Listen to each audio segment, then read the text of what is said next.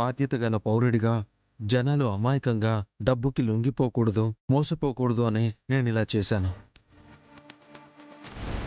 అయినా నాలాంటి యువకులే కదా అడ్డదారుల్లో అందలమెక్కాలనుకున్న ఇలాంటి వాళ్ళ అవినీతి చర్యల్ని అడ్డుకోవాలి, పునాదులతో సహా పెకిలించాలి. అమ్మా, మన దేశాన్ని మనం కాపాడుకోవాలి అంటే బార్డర్కి వెళ్ళి డ్యూటీ చేయాల్సిన అవసరం లేదమ్మా. నేనున్న చోటే నా బార్డర్. ఇలా మొండిగా స్పందించడమే నా డ్యూటీ. ఏమ్మా, నీ కొడుకిలా ఉండడం తప్ప చెప్పు?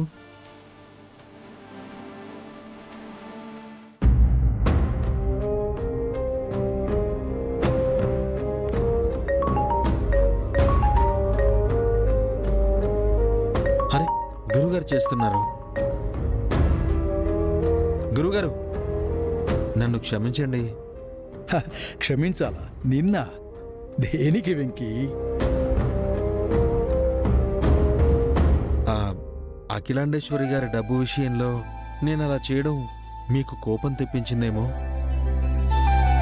నన్ను మందలించడానికి ఫోన్ చేశారేమో అని క్షమాపణ చెప్తున్నాను గురువుగారు.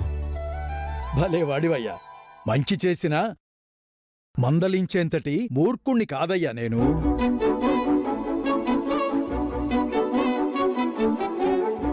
నువ్వు చేసిన పనికి నేను గర్వపడుతున్నానయ్యా.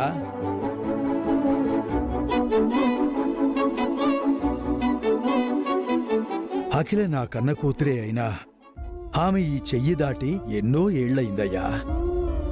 తండ్రిగా నాడు తన తప్పటడుగుల్ని సరిచేయగలిగానే గాని ఇప్పుడు నాకంతటి శక్తి లేదయ్యా.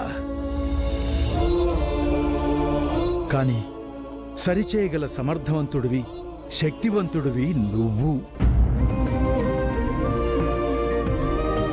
నీలాంటి సరైనోణ్ణి ఎప్పటికైనా నాకు భుజం తట్టాలనే ఉంటుంది కాని తిట్టాలని ఎలా ఉంటుందయ్యా చెప్పు? భలే బూస్టింగ్ ఇచ్చారు తాతయ్య. Thank you so much.